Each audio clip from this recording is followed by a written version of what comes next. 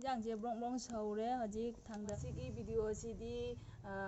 ꯎꯇꯤ ꯊꯣꯡꯕꯅꯤ ꯑꯗꯣ ꯎꯇꯤꯁꯦ ꯀꯃꯥꯏꯅ ꯊꯣꯡꯕ ꯍꯥꯏꯗꯣ ꯑꯩ ꯃꯌꯥꯝꯗ ꯌꯦꯡꯍꯟꯖꯔꯛꯑꯒꯦ ꯑꯩꯅ ꯈꯪꯕ ꯃꯑꯣꯡꯗ ꯑꯗꯨꯝ ꯊꯣꯡꯖꯔꯛꯑꯒꯦ ꯑꯩ ꯎꯇꯤꯁꯤꯗꯤ ꯍꯥꯟꯅ ꯀꯥꯝꯊꯣꯛꯍꯜꯂꯦ ꯃꯣꯇꯣꯔꯁꯦ ꯀꯨꯀꯔꯗ ꯀꯨꯏꯅ ꯆꯪꯗꯅꯕ ꯌꯥꯏꯅ ꯑꯗꯣ ꯁꯣꯛ ꯇꯧꯔꯒ ꯃꯩꯗ ꯐꯨꯠꯇꯣꯏꯅꯤ ꯑꯗꯣ ꯑꯩ ꯀꯃꯥꯏꯅ ꯇꯧꯕ ꯍꯥꯏꯗꯣ ꯑꯩ ꯃꯌꯥꯝꯗ ꯌꯦꯡꯍꯟꯖꯔꯛꯑꯒꯦ ꯍꯧꯖꯤꯛ ꯍꯧꯔꯁꯤ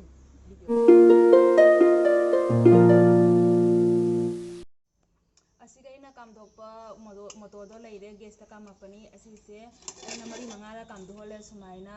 ꯁꯣꯛ ꯇꯧꯕꯗ ꯍꯥꯏꯕꯗꯤ ꯀꯨꯏꯅ ꯐꯨꯠꯄ ꯆꯪꯗꯅꯕꯒꯤ ꯑꯗꯩꯗꯤ ꯁꯤꯒꯅ ꯑꯩꯈꯣꯏ ꯁꯒꯣꯜꯍꯋꯥꯏꯒꯤ ꯎꯠꯇꯣ ꯂꯩꯔꯦ ꯁꯤꯒ ꯇꯤꯡꯖꯔꯦ ꯑꯗꯨꯒ ꯁꯣꯟꯁꯦ ꯑꯁꯤꯗꯒꯤ ꯏꯔꯨ ꯇꯥꯔꯛꯄꯗꯣ ꯂꯧꯔꯒ ꯁꯣꯛ ꯇꯧꯕꯗ ꯍꯥꯞꯇꯣꯏꯅꯤ ꯑꯗꯣ ꯀꯃꯥꯏꯅ ꯇꯧꯕ ꯍꯥꯏꯗꯣ ꯑꯩ ꯃꯌꯥꯝꯗ ꯁꯣꯛ ꯇꯧꯔ ꯃꯇꯨꯡꯗ ꯀꯔꯝꯕ ꯇꯥꯟꯖꯥꯗ ꯍꯥꯞꯀꯅꯤ ꯍꯥꯏꯗꯣ ꯑꯩ ꯌꯦꯡꯍꯟꯖꯔꯛꯑꯒꯦ ꯎꯠꯁꯦ ꯍꯧꯖꯤꯛ ꯆꯨꯝꯗꯣꯛꯑꯅꯤ ꯆꯥꯆꯨꯝꯗ ꯍꯥꯞꯄꯦ ꯌꯦꯅꯝ ꯍꯥꯞꯄꯦ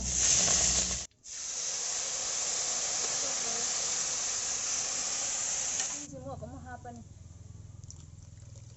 ꯌꯥꯝ ꯍꯥꯞꯄꯔꯣꯏꯒꯦ ꯍꯤꯟꯖꯥꯡꯁꯦ ꯂꯤꯛꯑꯕꯅꯤꯅ ꯍꯧꯖꯤꯛ ꯇꯤꯜꯍꯧ ꯍꯥꯞꯄꯅꯤ ꯁꯤꯡ ꯍꯥꯞꯄꯦ ꯍꯔꯤꯕꯣꯞꯇꯤ ꯂꯩꯇ꯭ꯔꯕꯅꯤꯅ ꯍꯥꯞꯇ꯭ꯔꯦ ꯁꯤ ꯐꯗꯤꯒꯣꯝ ꯊꯥꯛꯑꯅꯤ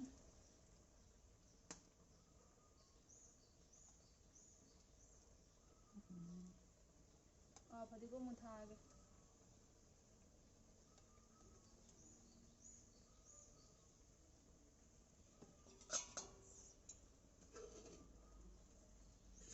ꯐꯖꯅ ꯃꯨꯜꯂꯦ ꯅꯨꯡꯁꯤꯕꯅ ꯀꯩꯅꯣꯅꯦ ꯃꯅꯝꯁꯦ ꯈꯨꯅꯨꯡꯁꯤ ꯑꯃꯅꯤꯅꯦ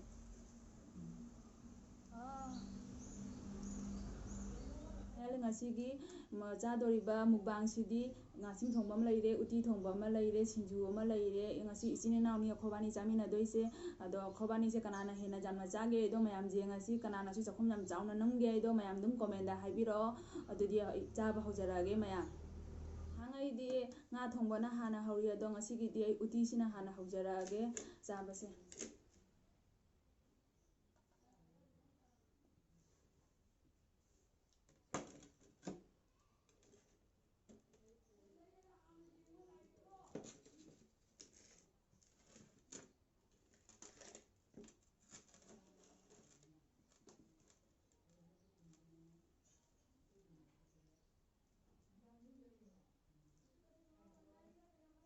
ꯑꯗꯣ ꯑꯍꯥꯟꯕꯒꯤ ꯆꯥꯛꯈꯨꯝꯁꯤꯗꯤ ꯚꯤꯌꯣꯔ ꯁꯕꯁꯀ꯭ꯔꯥꯏꯞ ꯇꯧꯕꯤꯕ ꯃꯌꯥꯝꯒꯤ ꯄꯨꯝꯅꯃꯛꯅꯤ ꯑꯩꯅ ꯏꯟꯖꯔꯛꯏꯁꯦ ꯑꯗꯣ ꯃꯌꯥꯝ ꯑꯩ ꯍꯧꯖꯤꯛ ꯍꯧꯔꯒꯦ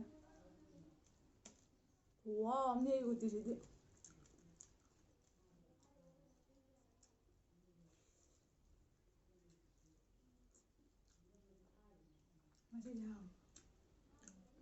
ꯎꯇꯤꯒꯅꯦ ꯁꯤꯡꯖꯨꯒꯁꯦ ꯄꯛꯅꯕꯅꯦ ꯃꯌꯥꯝꯁꯨ ꯎꯇꯤꯒ ꯁꯤꯡꯖꯨꯒ ꯇꯧꯔꯒ ꯆꯥꯕꯤꯌꯨ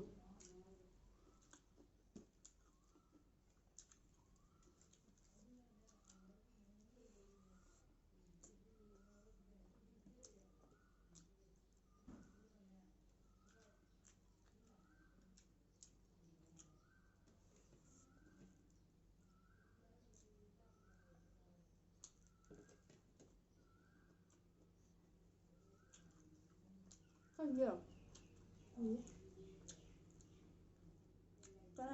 ꯀꯅꯥꯅ ꯍꯦꯟꯅ ꯌꯥꯝꯅ ꯆꯥꯛꯈꯨꯝꯁꯦ ꯆꯥꯎꯒꯦꯁꯦ ꯌꯦꯡꯉꯣ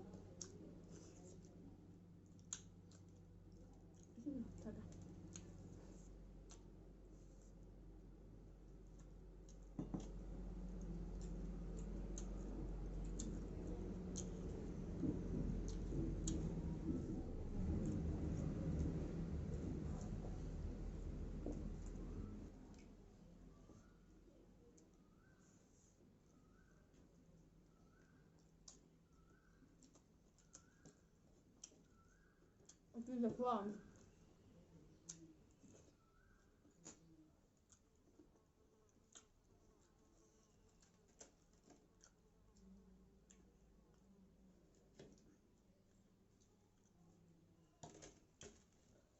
ꯉꯁꯤꯒꯤ ꯉꯥ ꯊꯣꯡꯕꯁꯤꯗꯤ ꯑꯩꯈꯣꯏ ꯃꯅꯥꯎꯅ ꯊꯣꯡꯉꯤꯅꯤ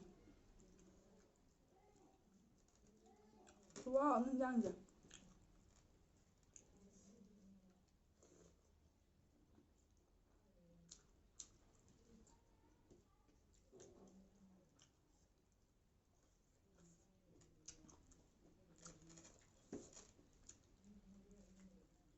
Oiramaz.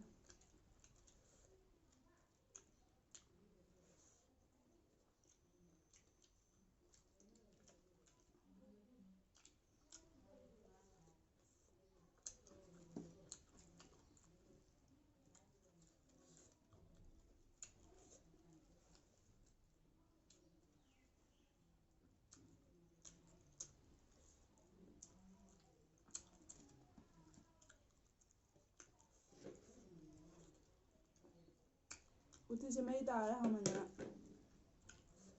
Ado ai hoji 1K su subscribe oire mayam gi support ki matung inna. Masing mayamna support tobidra gadi ai 1K se jauba ngamoy aba. Adai kasar enjena su mayam mating tobire help tobire dum editing kari kra su mana dum kha tobire. Ai di kaimda khangde aba do mana su dum kha tobire. Do haninga leitana mayam puna ma aina thagasari. Mayam gi support jaudana di ai karim ka ba ngamoy aba do mayam support tobira padagi ni aina hoji 1K jarise do adai su subscribe to sambiro ai gi nauna jengba video iba taragadi ama sidi wangange ama sunganga ai jor ki nanti aba wangang senang se do mayam dum soi ki bata dum ai ngapiu ado dum soi ki ba ina ngang ki bata su dum comment no chon thokiro jam hiba nati aba ado khara su ai wangang se jam higandi aba dum khara soigal le aba ado mayamna dum khara semdok piro soi ki bata ra su kari da karmaina haigani ai do ai khangjadana haibani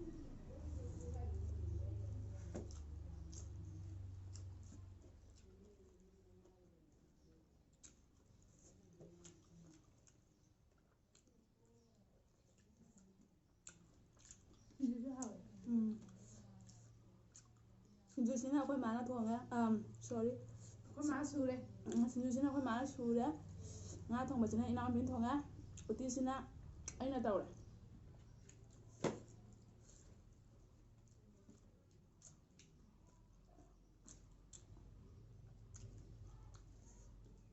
do isa thagatpagi wadi na te ngasi gi hinjang ahum sigi khwadai hawadi uti na khwadai hawre ai gi taptagi di ai wona de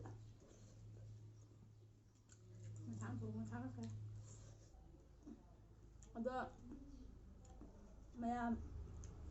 ai cake se khatang tapna kakjarage chathok kotok su khara phalak tare nong jing chubanina aduna khara tapna kakjarage cake se dumna harau bagini da 1K ai da subscribe jamba mi gi di kasum natte ado jamda ba gi su dum harau bagi dumni idi kai jari ni 1K jaraga cake kakdoi do ado mayam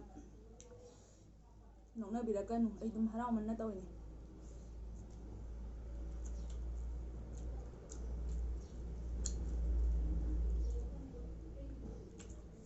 mayam hawre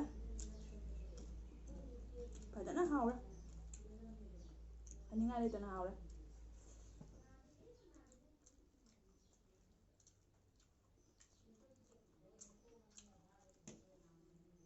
uti sina ma hawre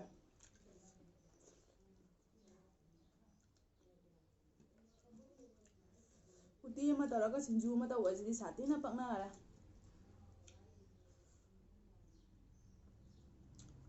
ta ko dena ma kha chaba gappe aba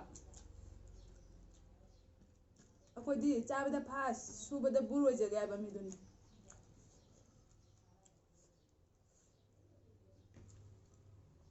chaba di kari hai ni mi naga haloi